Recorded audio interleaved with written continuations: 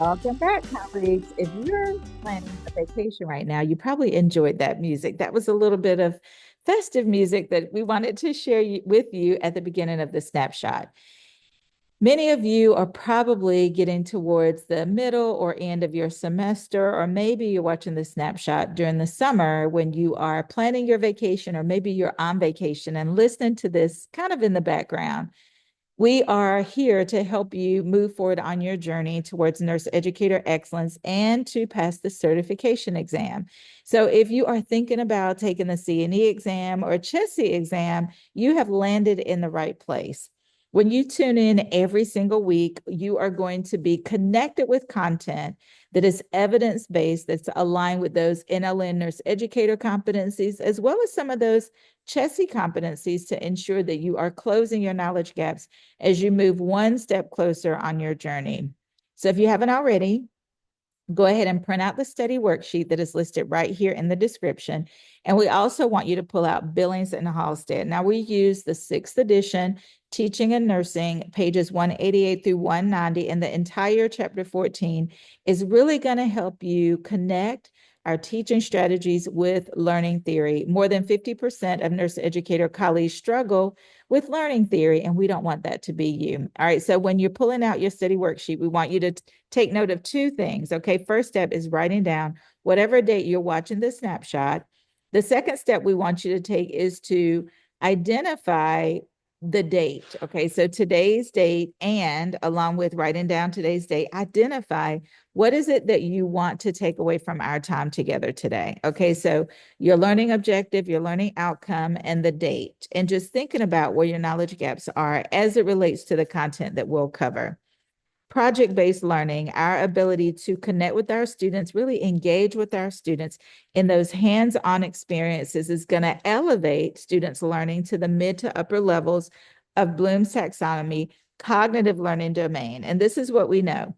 When we're able to create innovative, evidence-based learning experiences for our students that's mapped and aligned with hallmark number 5 and competency 1 and 2, our students are more likely to make those safe patient care decisions. Professor Bailey shared with us when she passed the CNE exam that Dr. Sellars Educate is by far the most informative program that I attended in preparing for the CNE clinical exam. I signed up for the self-paced review, boot camp, and took advantage of all the free YouTube educational videos. I also purchased the CNE and CNECL study workbooks. Great personal support from Dr. Sellars, A+. That is our purpose. That is our mission, to support all nurse educators on the journey to achieve excellence or to pass the certification exam, or I should say, and to pass the certification exam. So where do we start when we talk about really connecting with our students in a way that they have the high levels of performance, clinical application, the ability to make safe and patient care decisions, and to pass the NCLEX exam? Well, we want to talk about empowerment. How do we connect with our students in a way that truly empowers them? And we do that through inclusion. We want to create these inclusive, high-impact teaching strategies so that our students can make sense of the content that we're sharing, and most importantly, be able to transfer that didactic content that they have learned and hopefully fully comprehended, translating that into those patient care decisions that are going to yield the safest patient care and the best patient outcomes. We want to really leverage those unique perspectives that our students bring into the classroom experience. So how do we do that? Well, first, we want to leverage and really show that we value the experiences that they're getting, those clinical experiences.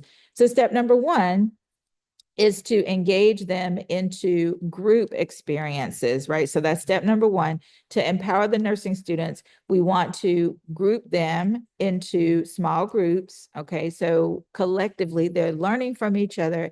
And second of all, we're going to give them clear directions about that assignment, okay? So empowerment, number 1, placing students in small groups. Number 2, be clear with the directions that we are giving them.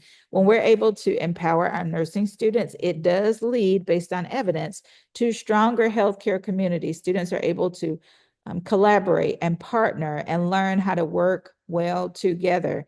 Even when there's disagreements, they all have this common goal. That's why it's so important to give clear instructions. And you're going to use chapter 14, table 14.1, and you're also going to use pages 188 through 190 in Billings and Halstead 6th edition to close your knowledge gaps as it relates to the content we're discussing. So when we understand our learning domains, now this is just one. We know there are 3 learning domains. Go ahead and put in the comments, what are those 3? We have cognitive learning domain right here on our screen. And this is from the Vanderbilt University Center of Teaching or Center for Teaching. Now we really like this specific model because it's one-stop shopping. So you can see here that you have the definition of each level, specific verbs, as well as the name of that level, that specific comprehension level that is expected to happen as students scaffold their learning. So we know even for our first semester students, they can't stay at that lowest level of remembering. They have to scaffold their learning. We have to partner with them to ensure that they're advancing their knowledge and their skills in a way that allows them to provide safe patient care. Mastery is the true purpose of learning. It is the ability to execute effortlessly without the use of conscious resources. Okay, so I want to say this again, and I want you to reflect on where you are as a nurse educator. Mastery is the true purpose of learning. We want to be able to execute effortlessly based on our experience and based on our ability to really engage in these high impact practices.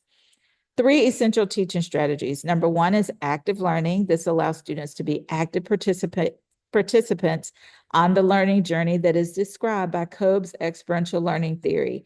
It allows students to engage in that practice, that hands-on. That's when they actually enter into the 4 phases of Kolb's experiential learning. And then it allows students, as we're walking them through each phase, to engage in formative assessments where we're giving them feedback, they're making corrections, they're reflecting, they're using the evidence, and then they are practicing that skill again. Okay, so it's a 4-phase cycle, Kolb experiential learning theory. And then there's 4 different types of learning styles associated with Kolb as well. I, as an example, are in a simulator. So I look for the facts. I want to see the evidence. I want to look at those pages in Billings and Halstead for myself as a primary reference to make sure I'm clear about the knowledge that I'm expected to know. And second of all, that I'm able to assimilate and really apply those concepts that I have learned about in Billings and Halstead. I want to create, as an educator, those collaborative learning activities. Fostering teamwork first starts with setting expectations. So we want to be clear about our instructions. We also want to create evidence-based experiences for our students. So what does that mean? We're going to establish ground rules. We're going to share recommendations of how to effectively work in a group. As an example, we can have an actual group agreement where students have said, this is the best time for me to meet. This is my contact information. This is what I want to volunteer to do, and this is the timeline. Okay, so again, we want to put those ground rules, those specific parameters in place that are evidence-based to help our students be effective group members and to collaborate effectively to complete their assignments. Having a group agreement, the contact info, the best time to meet, who's going to take on what responsibility, and what timeline is that going to be completed within.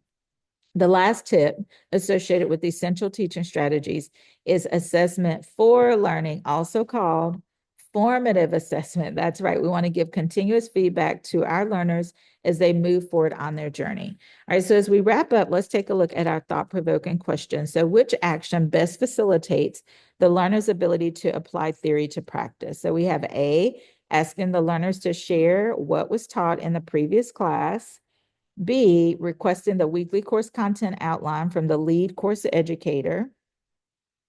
C, selecting client assignments based on potential clinical skills needed. Or D, asking the nursing staff to suggest interesting clients.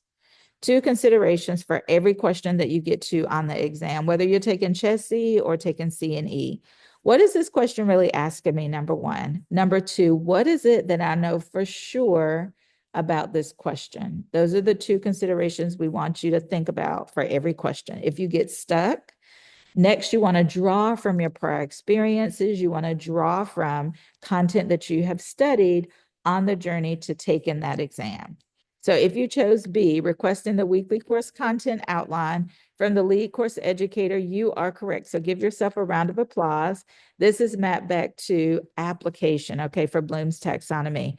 When you get to the C&E exam and when you're going through these thought-provoking questions, you want to think about not only those two steps that we mentioned, but also why are those other choices not correct? Okay, so you want to be very clear about why those distractors are not correct. That's going to help you close your knowledge gaps as you're moving forward on your journey, and it will help you feel more confident when you get to the C&E exam. Okay, so what's your number?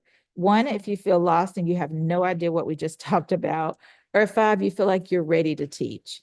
As you're moving forward on this journey, it's not uncommon for you to feel stuck. We are here to support you. Monthly boot camp is one way where you are collectively gathered every single month, twice a month. We go over specific concepts to help you close your knowledge gaps. The only way you won't achieve success on the C&E exam is if you quit. We are here to support you on the journey to achieve success on your certification exam, no matter how long that takes. We are excited that you're moving forward, and we want to be here for you as you take one step at a time, 1 week at a time, until you pass the exam. Reach out to us if you have any other questions. info@drsellarseducate.com. We look forward to seeing you in the next snapshot.